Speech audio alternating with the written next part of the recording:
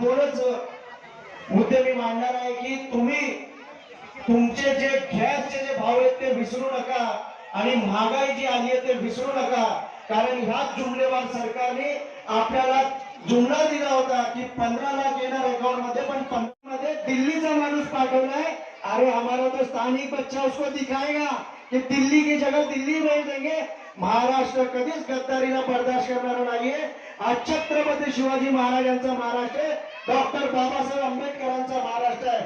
वंचित जरी आमच्या बरोबर लढले नसले तरी त्यांचं हृदय आमच्या बरोबर आहे आणि त्यांची मत आम्ही घेऊन दाखवणार, हेच आपल्या सगळ्यांना मी सांगू इच्छितो आणि आपल्या शब्दांना विराम देतो। जय हिंद, जय महाराष्ट्र, जय भीम। अस्सलाम वालेकुम। भाई, असलम भाई और सारे मान्यवर